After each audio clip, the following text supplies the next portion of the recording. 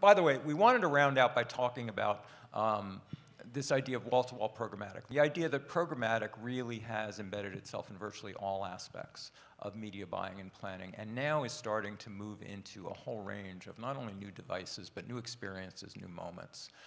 And we wanted to talk to Adam and Christine about some of the ways that they're testing and exploring some of these, what they're finding so far, and what some of the early insights are about what the roles of these programmatically infused new channels might be. So Adam, Christine, why don't you introduce yourselves? Yeah, well, hi everyone. I'm Christine. I am a director of programmatic buying here at Mediacom. I've been at Mediacom for about a month now, but prior to that was at Mindshare for about 6 years, working on some CPG clients, and currently at Mediacom I'm working on a banking and finance client. And I'm Adam Luther. I'm VP of Programmatic at Labelium, a performance agency.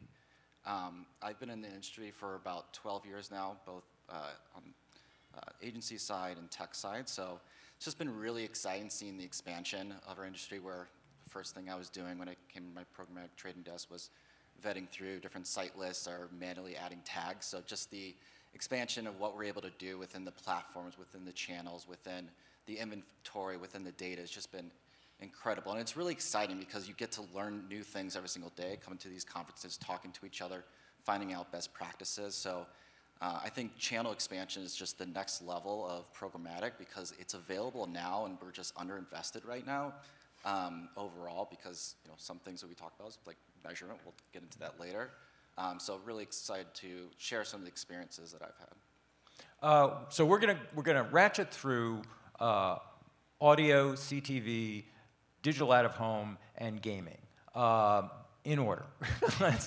Christine, now digital audio is something that's near and dear to my heart because it's essentially my environment all day. I have my Beats Pro in my ears all day, and it's either internet radio or it's podcasting. And I am seeing this new stream of what's clearly programmatically inserted ads because most of it's really bad. So I know that it's programmatic. What they're doing to the podcast landscape right now is absolutely shameful. But with that, since I've set you up so nicely, but tell me, you have been testing out especially the digital audio stream, and especially internet radio as opposed to podcasting. Tell us what you've already done. Yeah, so most recently I was working with Spotify for audio streaming. So we did audio and video on that platform, and basically did playlists and genre targeting. We definitely did audience targeting as well, but essentially all of the ads delivered in between breaks when people were listening to their music or the playlist. And then also from the video side, it was more of an incentive-based setup where you would watch your ad to completion, and then you would get 30 minutes of streaming for free. And on Spotify, you sort of get like a signal that there's a video ad if you want it. So pick up your phone, pick up your phone, watch the ad. Totally in view, not like because that's not intrusive. So tell me, some of the targeting pattern parameters you used. What was possible within this space in terms of targeting both audience, but also targeting moods and moments? Yeah, absolutely. So we definitely leveraged a blend of first-party data and third-party purchase-based data for the CPG client that I was on, but we also did a lot of genre and mood targeting, or even day-parted targeting. So, for example, if you were, we really tried to play in on users' interests. So if we were getting ready for a dinner or you're going out on a date, there would be that content and develop the audio content that was built specifically for that, just to try to intercept them in that. What does going out on a date music sound like? What is that? I mean, if you're actually trying to build a playlist around a mode. Yes, some I would say it could be very jazzy, or lots of R&B vibes. There's definitely a lot of curated music I see it. for specific playlists like that. But then also too, if you're working out, I know Spotify has a lot of pump-up music. We had specific creative developed around that. And then also if you're commuting, tuned from work, obviously pre-pandemic. So if you actually were on the train or driving, anything like that. So yeah. Okay. What were some of the results that you saw, and what were some of the key learnings? So I'm not sure this particular campaign didn't work out that well, right? Yeah, so I would say it really depends on like who you ask. So I think it worked really well, but we utilized some sales lift studies in partnership with Spotify, but then also the client that I worked on is very, very into a multi-touch attribution study, and so it didn't deliver or it didn't do as well from an ROI perspective. And I think we've kind of talked about this in the past couple of days of where with MTAs, super important, and you definitely want something to be measurable, but they don't work as well from with the emerging channels, especially because they're more expensive. And then, you know, a lot of times with just the measurability, like because, for example, Spotify is very much an in-app environment, doesn't really play well as MTAs kind of, you know, read off of panels and cookies in that standpoint. However, it didn't totally bomb, so it was just under break even. And I think after just kind of seeing that, we learned like, okay, wasn't that great, just missed the benchmark, but it worked still well enough where I think if we make any tweaks to the audiences, the moments, the creative, and make sure that we're pairing it in the right way, like we could hit that point. Do you think it actually did perform well? It's just that the metric didn't I pick it up. think so. Is there another metric you have in mind that you think would have shown how well this performed? Yeah, I just think, you know, again, with a lot of, from a CPG perspective, a lot of the campaigns we built or run are very awareness-based, so like looking at how many people we've delivered against, like reach, things like that, and just, you know, sometimes might not be the best metric, but utilizing kind of the metrics in the platform, whether it's, you know, the completion rates or like the click-throughs, which I know not super great, but can kind of give you some at least like directional learnings to continue to test and learn and see, you know, does this make sense? Should we go go a different route or things like that? On the creative side, when you're working within this music space, and you said you're thinking about targeting moods and modes and times of day, how are you then thinking about the nature of the audio creative so that it's not sort of jarring and yanking people out of the experience, but somehow is within the experience? Yeah, so I think just with like, you know, the targeting in general, I just want to say that, you know, obviously audience-based targeting, like utilizing first-party, third-party data is really important, but, you know, doesn't consume like one person's entire life. So I'm a very avid like Vans shoe buyer, but it's not my entire personality. So I think just making sure that we're finding those different moments and like those different signals of people to, you know, reach them in those most relevant places. So I think when we were working a lot with the creative agencies, we were kind of talking through, okay, this is, you know, how we're thinking about the setup. So when it came down to the creative, it was very, it definitely matched the mood of like the music or the playlist that we were trying to go after. So if it was like the workout playlist, for example, like that was definitely more like upbeat and like poppy, just to kind of, you know, get users hyped up and in the mood, you know, but if it was more, but obviously it was definitely still very on brand just based on, you know, the client's parameters and things like that. So I think it's definitely a little bit of like, you know, that audience play, but also making sure that you're very like contextually relevant in that sense. I want to put a pin in that because I want to come back to this idea of that programmatic and data-driven advertising can actually improve advertising experiences rather than degrade them, which has been their reputation. Adam, we're going to shift gears to digital out-of-home, which is also really interesting because, again, we're in a different context. And you've already done a couple of really interesting things in Times Square and the London Underground. So quickly walk us through what that campaign looked like. Yeah, so one campaign, so Times Square, London Underground, really great, getting exposure, really in front of people, maximizing views in those moments. But one campaign that I really want to talk about, and one client where we had, where they sell auto products, and over the years we've done a lot of search, a lot of social, a lot of programmatic display, mainly around first-party data, tapping into some behavioral, driving mostly like conversions. And as we talk to our clients, and really I think it's important for us to have this conversation across all of our clients, is obviously we want to be driving conversion, we want to be maximizing revenue at all times, but there's other parts of the funnel that we need to pay attention to, like consideration, like awareness. And that's why it's really exciting getting into these newer channels that are able to do more of these awareness plays, more of these consideration plays. And digital out of home is just because of what it does, and specifically being able to measure things like visits, so kind of delivering people who have been exposed to the ad and then actually go to the store. So for this program, we're targeting people who were within 2 miles of out-of-home venues, and then we would layer on some behavioral and then specifically really lean into weather trigger data.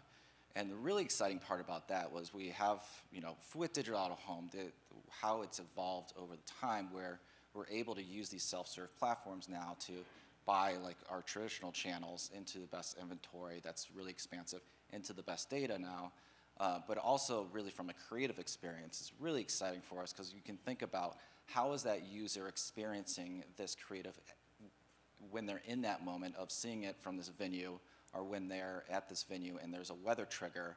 And so for this specific client where we're selling products around, when you want to think about the product when it's raining, it's just a really awesome experience, really connecting those dots between data, inventory, and creative.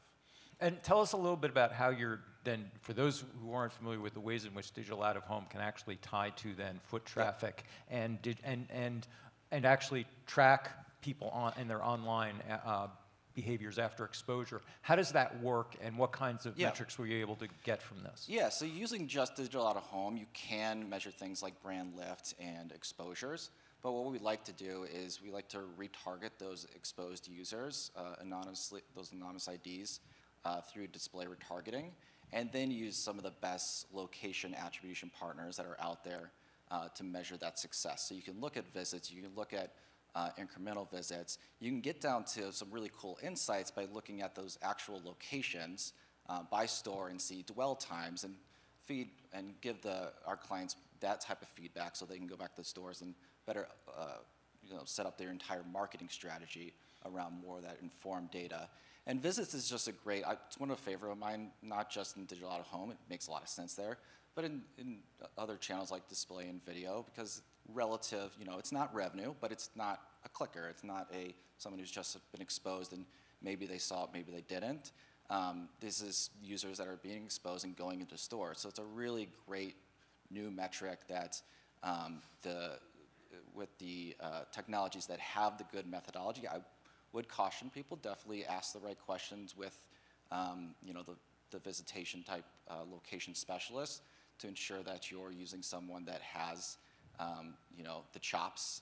It's not just a pretty output, but it also has a good methodology to make sure that it's excluding all of the, I remember it used to be, we'd always get one location in Kansas because like geographically this one lat long would always come up, and we're like, oh, we're driving a lot of people in Kansas all the time, and it was really just because it was just a default and people weren't pulling it out of their data.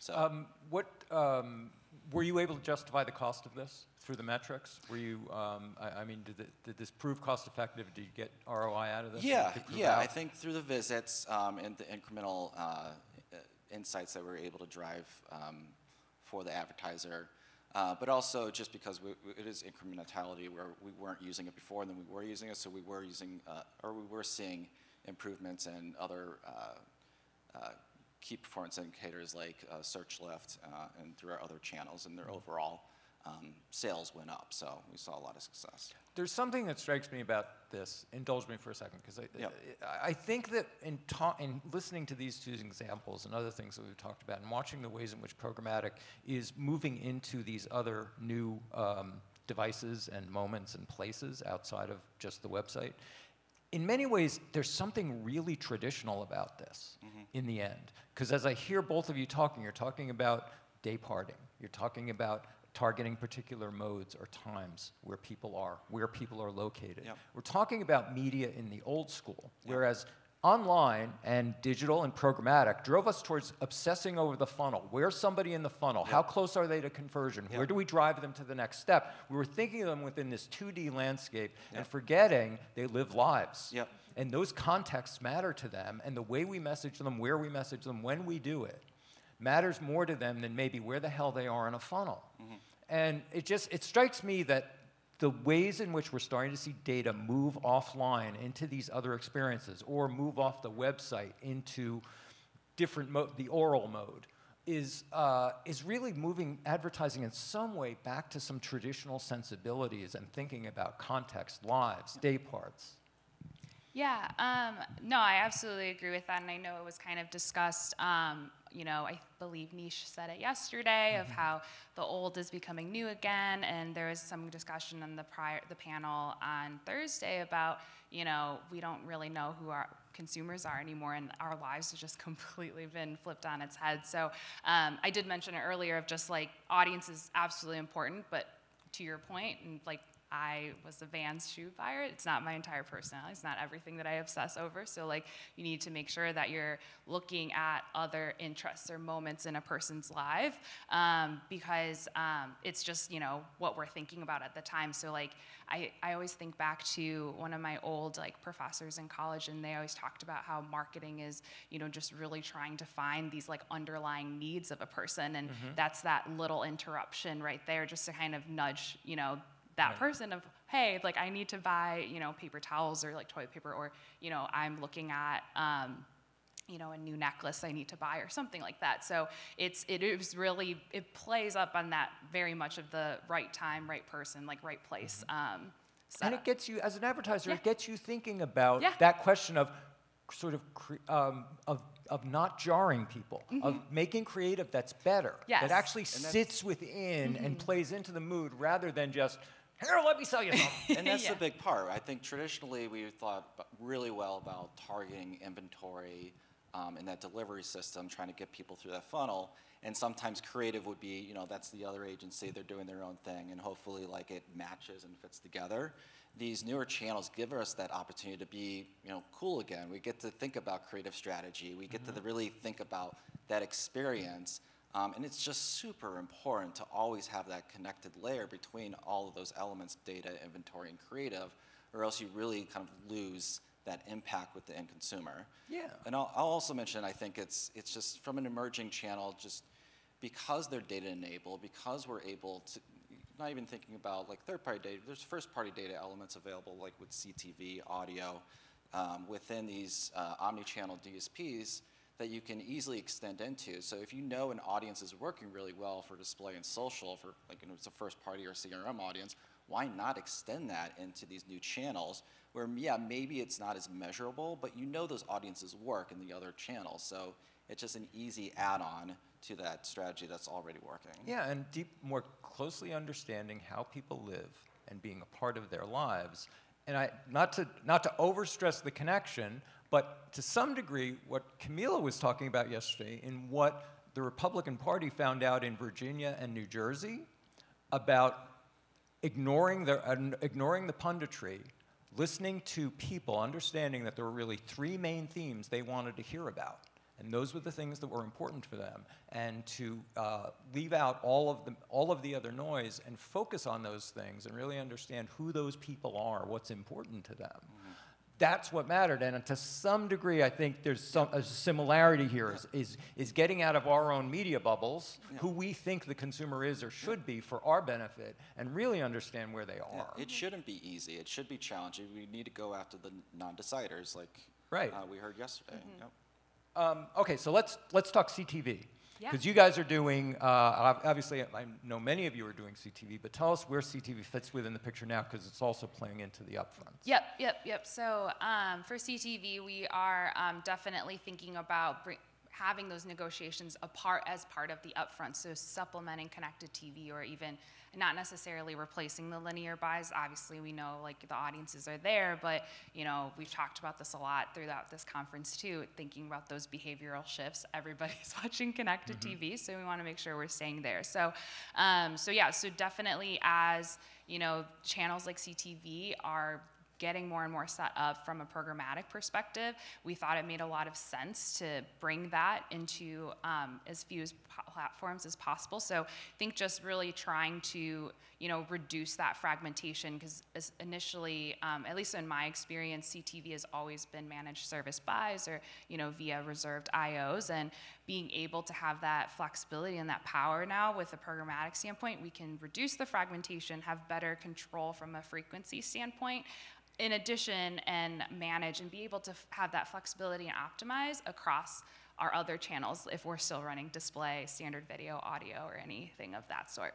Is that going to be, you think that for most of the holding companies coming into the upfronts, that's going to, is I that what definitely the think so, upfronts yeah. are going to look like this year? Is that CTV is going to be a much more substantial part of it? Yeah, I absolutely think so. I mean, you know, and Adam touched on it earlier, it's really just trying to follow your audience, right? So you want to make sure that, you know, yes, like we're still reaching people where we know are tried and true, but there's a reason why that these channels are trending, and it's definitely a miss to not be there. Does it, this may be too hard or too far in advance a question, do you expect that it's going to change the ways in which you're thinking about the linear buys? As you're folding CTV in there, as it's part of the package, are you then thinking about the linear piece differently in any particular way?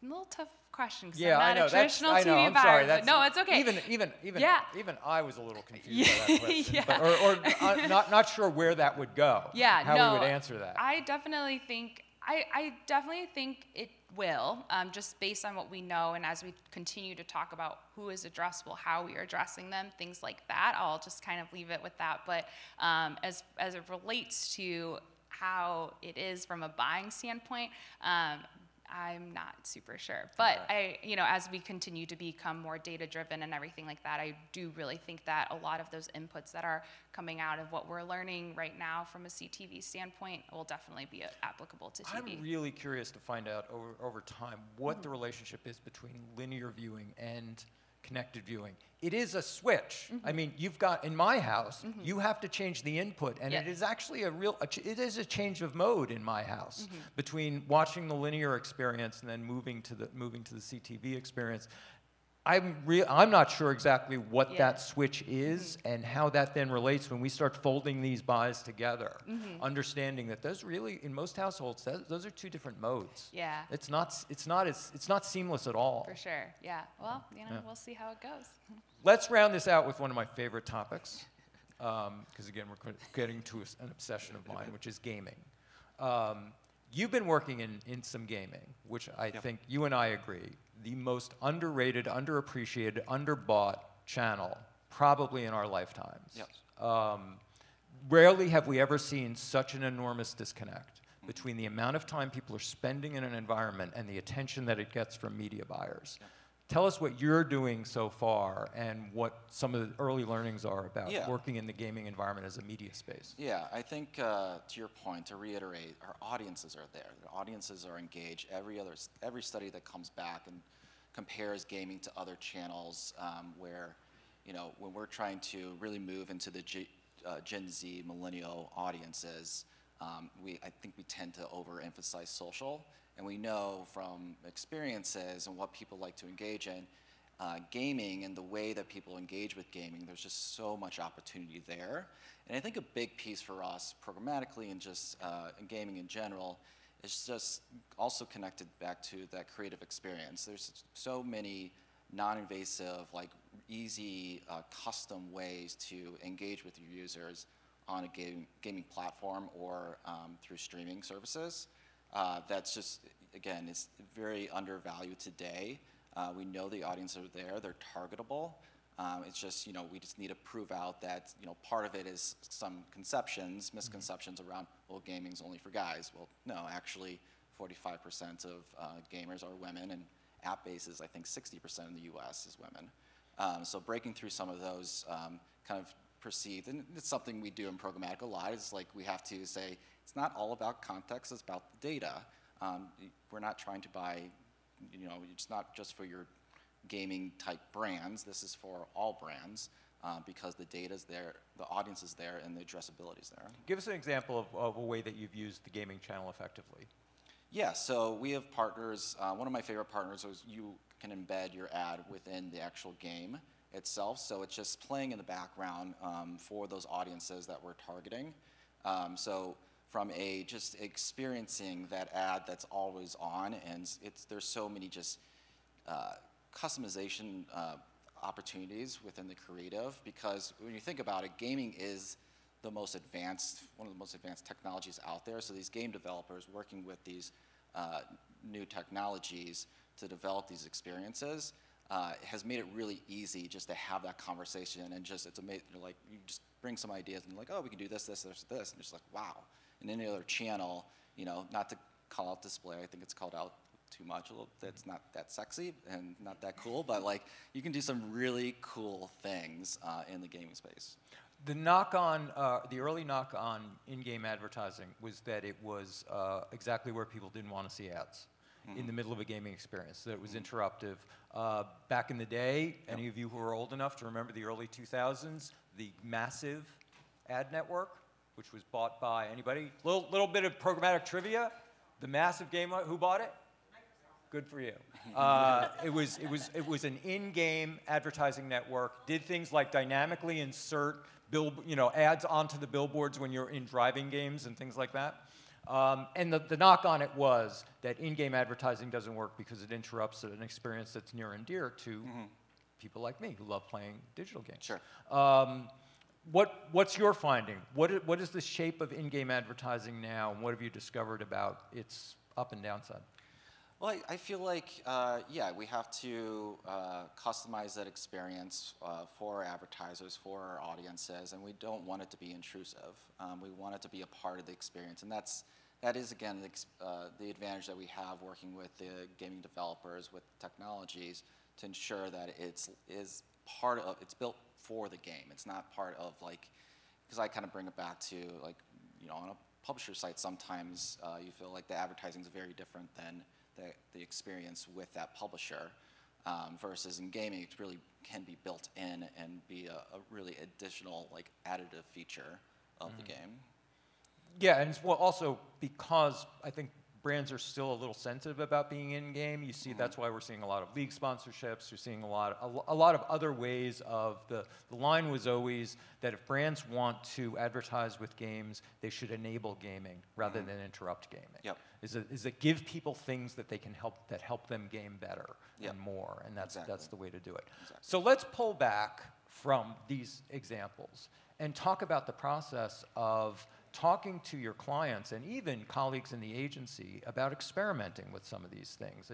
As you discovered, the metrics, there's a mismatch between a lot of these emerging platforms. I'm sure you're finding it too, Adam. There's a mismatch between these emerging platforms and the metrics that we have and that we're embracing. So tell us, let's end by talking about the ways in which you talk to clients about why they should be investing here, how you prove it out. Yeah, so I think it starts honestly in the planning process, so kind of working with our strategy or planning teams to understand, their like big behavioral polls of seeing how consumption habits of their target index against like specific channels. I think that's always a very easy way in, but I think honestly it's also just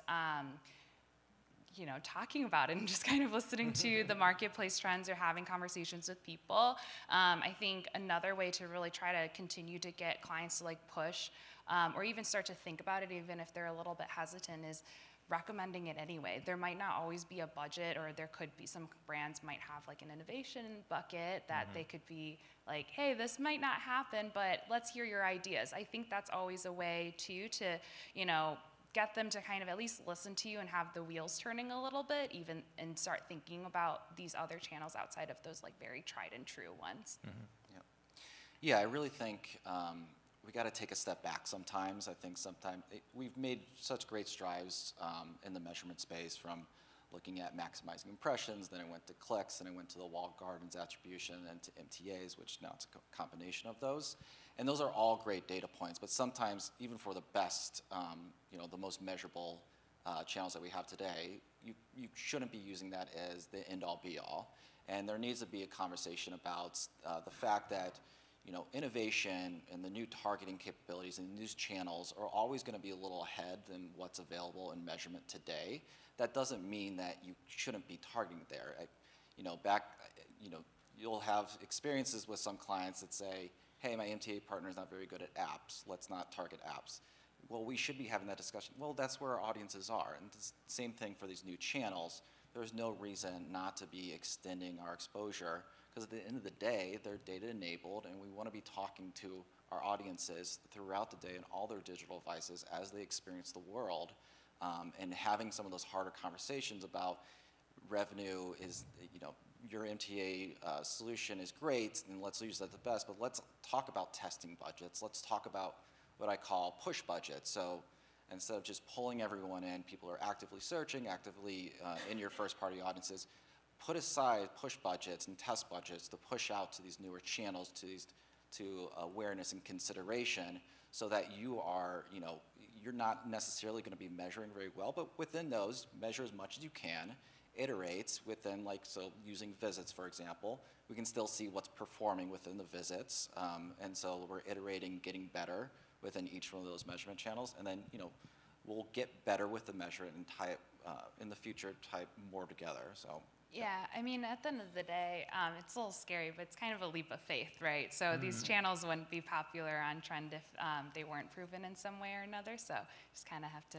There's also first mover advantage with these. I mean, you can absolutely. stand. We're in the midst where everybody is fighting against clutter, and these are places where you can be noticed because people aren't expecting to see an ad, and we're going to have at our CPG show. In fact, we're going to have the head of gaming and the head of sports marketing from Pepsi, and they're going to be talking about Mountain Dew. Mountain Dew was the brand that was identified with gaming years before others were, and they've got a credibility in that space that is unchallenged because of that. And it seems to me that these channels offer a real first mover advantage to be noticed. Yeah, and most of them, through most of the technologies, have a low barrier entry too. So you don't even have to be that large of an advertiser to be testing out. So especially if you're mid-size, small size, your competitor set's probably not going to be doing these. So you do have a huge advantage if you're in them. My last question is very, very quickly, and then I want to ask you guys this same question. What is the next iteration of programmatic, the next channel that you see programmatic moving into that you're excited about, or you think is really promising? Ooh, I don't know.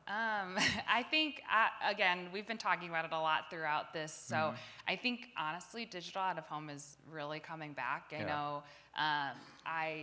know I've kind of tried to explore it a few years back, but it was kind of still very much like low key.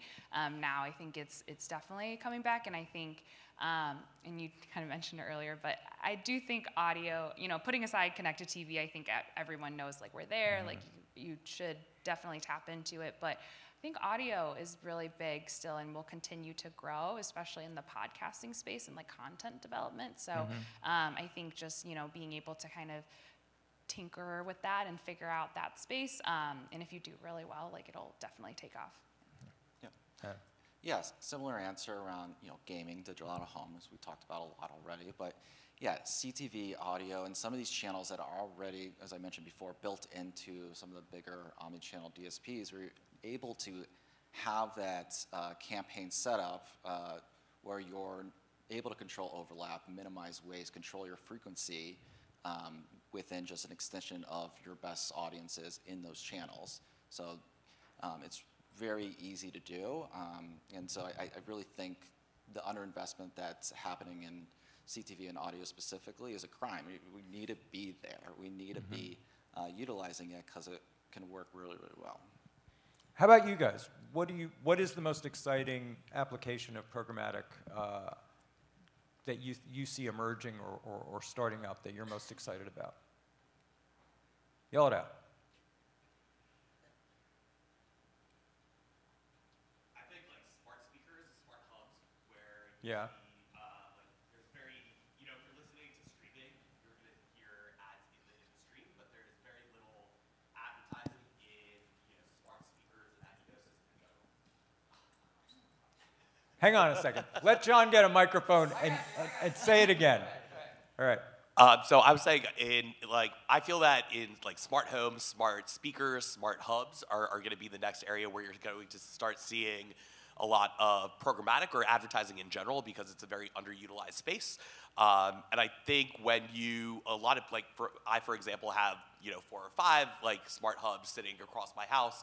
And so those screens are kind of omnipotent as you're going around your home. And they have a good amount of real estate, and they're kind of always on. So there's inventory that is waiting to be activated. Well, let me ask you this: have you had Alexa ask you if you want to reorder something yet? Yes. Or, by the way, we've been watching your buying habits. Would you be interested in this? Yeah. Yeah. And I enjoy that. You enjoy that?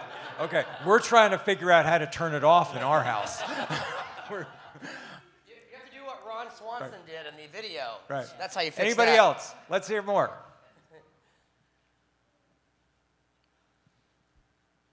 If programmatic is everywhere, where are you excited about it?